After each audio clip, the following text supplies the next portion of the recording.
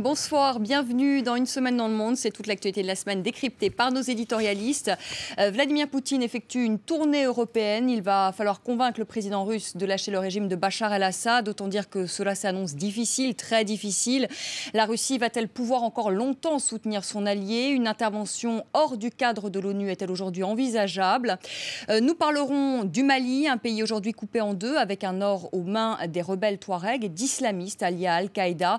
Le Mali est-il en train de devenir l'Afghanistan de l'Afrique? Pour François Hollande, il va falloir tenir les promesses de campagne et les promesses faites à Bruxelles. Il va falloir respecter les engagements de réduction des déficits. La Commission européenne l'a rappelé au nouveau président français.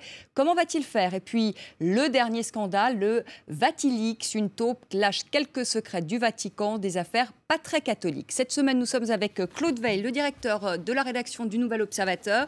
Le Nouvel Obs qui titre sur les liaisons dangereuses. Journaliste. Vanessa, vous n'êtes pas dedans.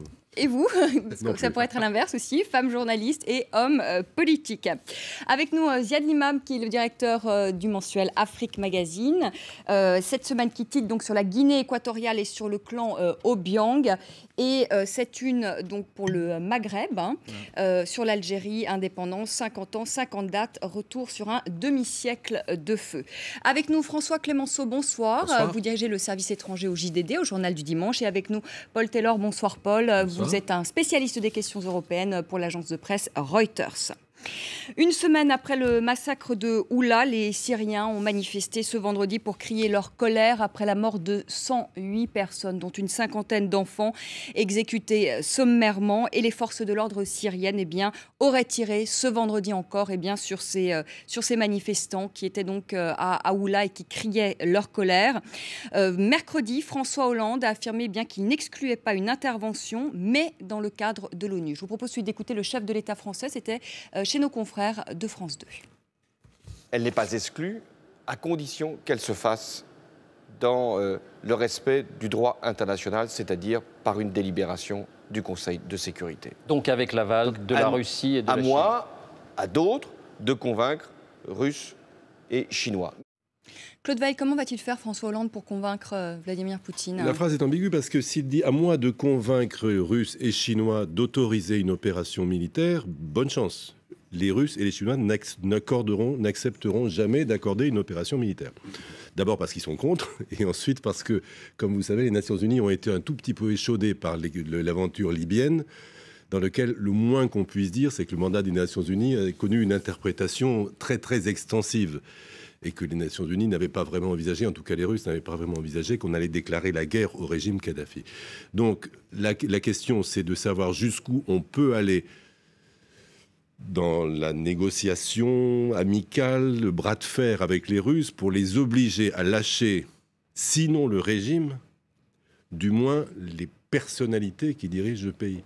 Parce que ce vers quoi les Russes souhaiteraient manifestement aller, dans le cadre de ce qu'ils appellent une solution politique. Aujourd'hui, Poutine était chez Mme Merkel et les deux ont affirmé leur attachement à une solution politique. C'était d'une certaine façon une réponse à Hollande. Ce qu'ils appellent une solution politique, en fait, c'est, si j'ai bien compris, c'est le scénario yéménite, c'est-à-dire une passation du pouvoir à l'intérieur du régime. On se débarrasserait d'Assad, on le convaincrait en lui tordant le bras de partir dans 15 jours, dans 3 mois, dans 6 mois, en lui garantissant une relative impunité. Mais ce que les Russes redoutent, et j'en finis plus que tout, vous savez, c'est un écroulement du régime qui pourrait déboucher sur une évolution telle qu'on a vu ailleurs au Maghreb et au Machrek, c'est-à-dire une prise de pouvoir des islamistes. Ça, c'est la hantise des Russes. Et ce qui est également leur hantise, Paul Taylor, c'est leurs intérêts aussi, parce qu'ils ont des intérêts stratégiques en Syrie. Oui, c'est leur principal partenaire au Proche et Moyen-Orient depuis des décennies, et c'est en quelque sorte leur dernier partenaire maintenant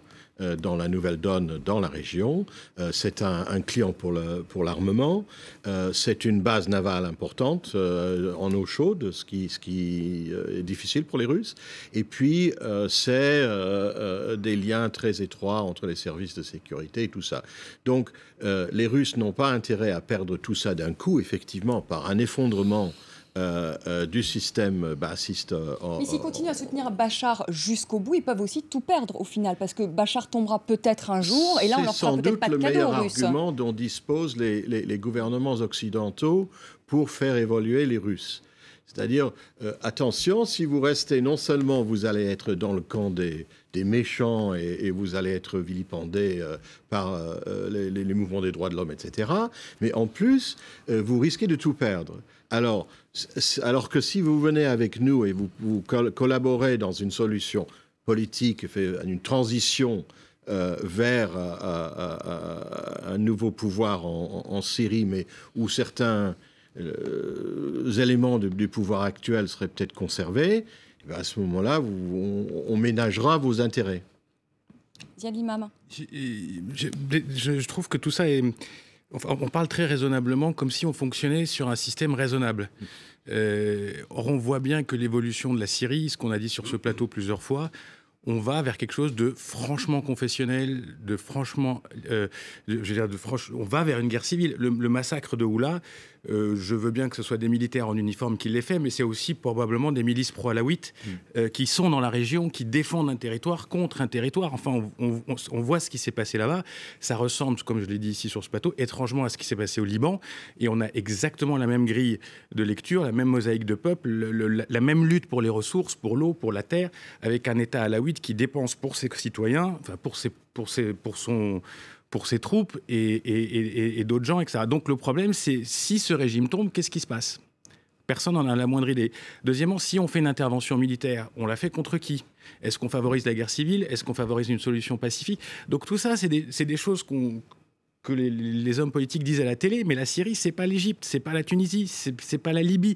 C'est pas le Yémen non plus, et ça ressemble au Yémen, parce que le Yémen, on en parle comme si la solution avait été trouvée, mais quand on lit ce qui se passe au Yémen, on voit que les tentations sécessionnistes ont explosé depuis la chute du pouvoir, que toutes les vieilles histoires du Yémen qui datent d'un siècle sont en train de remonter, qu'il y a une violence endémique. Donc, c'est des pays qui ont une fabrique extrêmement fragile et qui n'est pas dans le...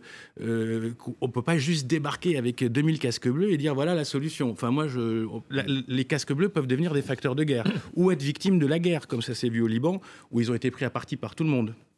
François Clémenceau. Ce qui est extrêmement difficile, d'abord, en ce qui concerne la Syrie, c'est que nous-mêmes, occidentaux, américains, anglais, allemands, français, nous n'avons absolument aucune clé pour essayer de savoir ce qui se passerait si jamais Bachar el-Assad décidait de quitter le pouvoir de gré ou de force. L'opposition syrienne est plus que divisée, et elle n'a surtout pas véritablement encore exprimé une unité de vue sur la façon dont on entendait gouverner ce pays. Deuxièmement, vu de l'extérieur, franchement, qu'est-ce qu'il y a aujourd'hui de commun entre Américains, Européens et, admettons, Russes sur ce qui se passe aujourd'hui en Syrie et sur ce qu'il faudrait y faire ? Rien. On trouve tout ça épouvantable, certes, mais sur la façon de s'y prendre, sur l'avenir, sur comment on pourrait concilier l'avenir démocratique d'une Syrie dans cette région-là avec ce que nous, occidentaux, on aimerait voir se mettre. Il n'y a pas de réponse. Écoutez ce que dit Hillary Clinton, écoutez ce que disent les Anglais, les Français. Est-ce que vous arrivez à trouver un langage commun ? Oui, comme ça, en 3 lignes pour dire c'est pas bien, mais au-delà de ça, voilà, il n'y a pas grand-chose. Et personne n'a envie d'agir. Parce que c'est compliqué. Vous pensez que d'une certaine manière, il y a une forme d'hypocrisie, que finalement le veto russe et chinois arrange finalement, ça arrange tout le monde, vous êtes d'accord avec ça, Paul Teller ? C'est plus de l'impuissance que de l'hypocrisie. L'hypocrisie, c'est russe et chinois. Enfin, on aimerait bien que les Russes ils soient un peu plus occidentaux et un peu moins poutinesques, parce qu'il y a aussi derrière tout l'enjeu iranien, il y a tout ce qui se passe dans la Méditerranée, au Moyen-Orient. C'est comme un pouvoir qui se renforce et qui nous gêne un petit peu. Mais là où François a raison, c'est que comme on n'a pas de solution, on fait des discours qui sont tout à fait intéressants à la télévision pour la galerie. Mais qu'est-ce qu'on fait concrètement ? Est-ce qu'on peut imaginer raisonnablement demain envoyer des bateaux au large de la Taki et débarquer ? Enfin, on va débarquer où ? Pour remplacer qui par quoi ?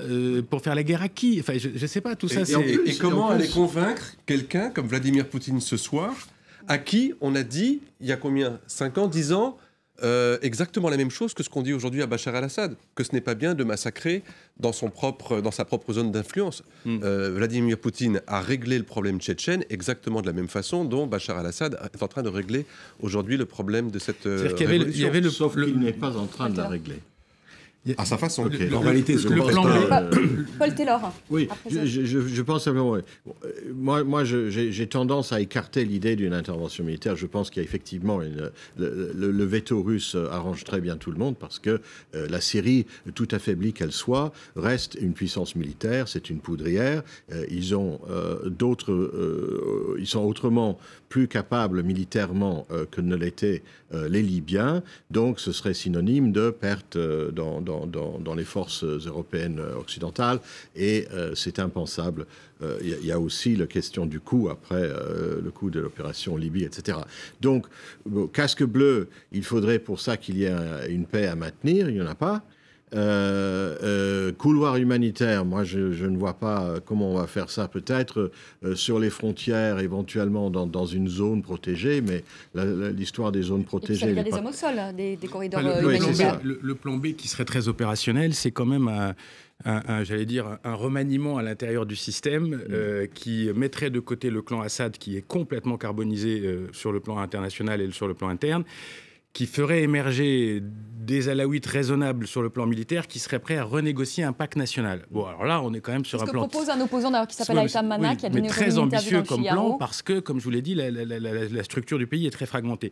La deuxième chose, c'est que le régime lui-même n'a pas intérêt à une guerre civile ouverte, parce que le régime, c'est 20%.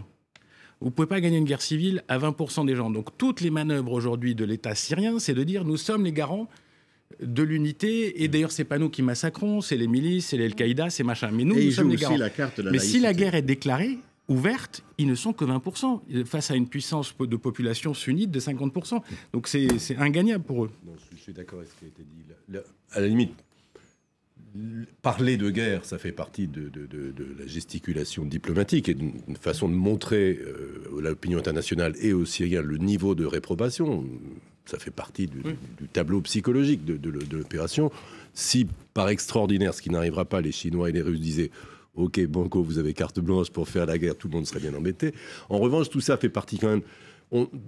Ce qu'on peut obtenir au moins des Russes, c'est qu'ils acceptent de monter le niveau de pression sur le régime. Il y a une résolution qui est en préparation, qui doit venir à l'ONU, je crois, vers le 15 juin, qui prévoit le gel des avoirs syriens, la menace de saisie, la menace de traduire les responsables devant la Cour pénale internationale, le retrait des visas. Il y a eu récemment, il y a quelques jours, l'expulsion des diplomates. Donc on peut encore monter le niveau des pressions internationales et des sanctions internationales. C'est au moins là-dessus qu'on peut obtenir la collaboration des Russes.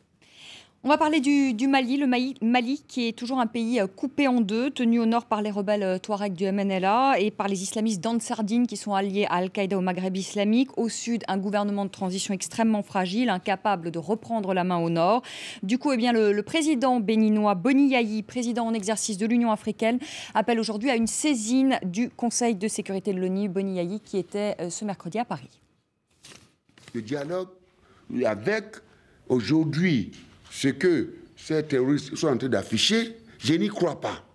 C'est pourquoi nous pouvons prendre nos dispositions pour régler d'une autre manière cette question et libérer, moi je dis bien libérer le monde.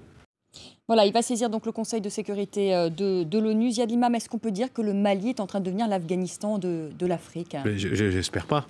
Je pense. On peut quand même se poser la question. Non, c'est très compliqué d'abord parce que dans le Nord, contrairement à l'image qu'on s'en fait, les positions entre les mouvements traditionnels Touareg, qui sont de culture assez, entre guillemets, laïque, et la nouvelle vague islamiste, ça ne fonctionne pas bien.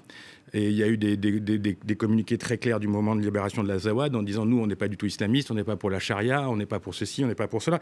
Donc il risque d'y avoir une guerre dans la guerre. Donc la situation au nord est extrêmement complexe, sur un territoire de dénuement absolu aussi. Il faut s'imaginer que c'est quand même des populations qui sont en détresse économique grave.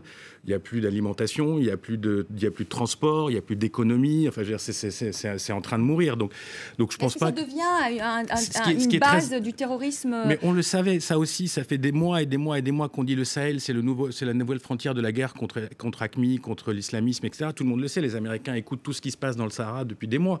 Mais comment faire la guerre à des groupes de 50 personnes, 60 personnes, 70... On peut imaginer là encore une intervention de l'ONU. Je pense qu'il faut que la communauté internationale se mêle du problème du Mali, sur la question saharienne, et 2, sur la question de la tangibilité des frontières. Parce que ce qu'on ne dit pas derrière tout ça, c'est que c'est peut-être le premier pays qui va se casser en deux depuis les indépendances. Si on ouvre cette boîte de Pandore en Afrique, moi je fais partie des gens très réactionnaires sur cette question, on ne peut pas ouvrir ce dossier. Sinon, c'est toute la bande sahélienne qui explose, toutes les revendications régionales qui explosent et on n'y arrivera pas. Donc c'est pour ça d'ailleurs que les pays de la CEDEAO, Boni Yahi, le président Ouattara, Compaoré, etc., font pression sur la communauté internationale pour avoir des moyens de régler cette affaire pour que le Mali reste le Mali, parce que sinon c'est l'ouvert. Ça a déjà quand même commencé. Oui. L'éclatement des frontières, il a été entériné dans la Corne de l'Afrique. Oui. Somalie, Érythrée, Somaliland, etc. Oui, mais on a vu la guerre, on a vu ce que ça a été. Bien entendu. On voit la destruction de la Somalie, donc disons les que... deux Soudans. Oui. Bon, je veux dire par là, c'est bien de dire que c'est interdit en soi parce que ce serait la pire des solutions, mais lorsque ceux qui veulent y aboutir le font, malheureusement, c'est très difficile. Ce qui me paraît surtout, moi, problématique, c'est de voir que justement, ce que vous appelez l'Afghanistan de l'Afrique, c'est peut-être exagéré, mais en tout cas, cette présence de plus en plus forte, de plus en plus radicale des fondamentalistes qui vont de l'Asie du Sud-Est à la péninsule arabique, le Yémen, à la Corne de l'Afrique et maintenant à la bande sahélienne jusqu'au Nigeria, il y a quand même de quoi, quand on regarde ça de loin, se dire il y a un phénomène là qui est à la fois militaire, qui est à la fois religieux, qui est à la fois géographiquement allant de plus en plus vers l'ouest, ceinturant en quelque sorte une hémisphère nord qui ne comprend pas ce qui se passe véritablement, qui n'a pas les moyens d'agir parce que ce n'est plus l'époque ou parce que c'est trop compliqué. Et moi, je ne serais pas étonné que cette progression continue et aille même de l'autre côté de l'océan. On a bien vu que des fondamentalistes ou des terroristes étaient capables, via un autre ventre mou comme le Mexique, d'aller tenter des actions. C'est pas forcément les mêmes. C'est pas forcément, tout ça n'est pas lié. On a bien vu qu'avec Al-Qaïda, c'était effectivement des choses qui étaient très disparates, qui n'avaient pas forcément de coordination centrale, mais il n'empêche que c'est un phénomène. Juste un point quand même sur l'islamisme.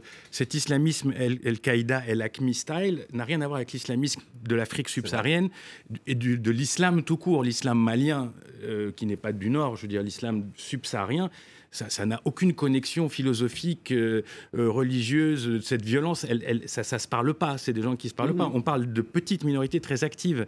Ce que ça met en valeur, c'est l'extrême faiblesse des structures étatiques. C'est pour ça que s'il y avait un parallèle, à mon avis, le parallèle serait plutôt avec la Somalie qu'avec l'Afghanistan, c'est-à-dire un système sans pouvoir véritablement installé et capable de gérer les territoires. Il y a 3 jours, il était question d'un accord entre, disons, les Touaregs laïcs et Ansar ad-Din. Cet accord a capoté aujourd'hui, ce qui crée de nouvelles divisions à l'intérieur même de la rébellion, parce qu'à l'intérieur du camp Touareg, il y a des gens qui étaient partisans de maintenir cet accord, d'autres de le faire voler en éclats.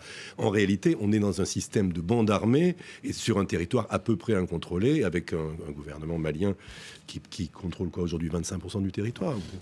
Non, et puis, on l'a dit aussi ici, il n'y a pas que l'islamisme, il y a le trafic de drogue, il y a le fait que le Sahara est devenu une autoroute pour toutes sortes de produits. Les armes qui viennent de Libye, qui sont disséminées partout, la drogue qui vient de Guinée-Bissau, qui remonte vers l'Europe en passant par tous les points de contrôle. C'est quand même les seuls pays du monde où on peut poser des 737 dans le désert, vu qu'il y en a un qui s'est cassé la figure il y a 1 an et demi, donc on l'a retrouvé celui-là, et embarqué, débarqué. C'est impressionnant. Et c'est vrai que pour une Europe qui est en prise à la crise, une Amérique qui est en prise à la crise, ouvrir ce front compliqué dans le désert, qui demande des moyens humains et technologiques extrêmement importants, c'est juste, c'est pas le moment, quoi. C'est vrai que on n'arrive pas à capter l'attention, sauf quand il y a des otages, ou en plus il y a des problèmes idéologique sur la question des otages, entre des Français qui pensent qu'il faut faire ça, les Anglais qui pensent qu'il faut faire ça. Enfin, tout ça est très compliqué, quoi.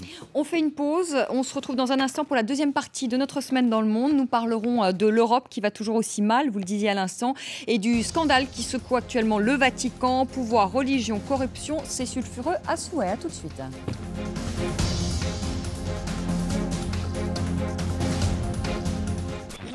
France 24 vous propose de découvrir Appel sur l'actualité avec Juan Gomez sur RFI. Donc les Américains entendent bien aller rapidement. Le rendez-vous privilégié des auditeurs avec les journalistes de RFI. Tous les jours, la rédaction répond à vos questions. Pour mieux comprendre l'information, appelez le 33 9 693 693 70 ou par courrier électronique appel.actu@rfi.fr. Juan Gomez et la rédaction de RFI vous attendent à partir de 8h30 TU.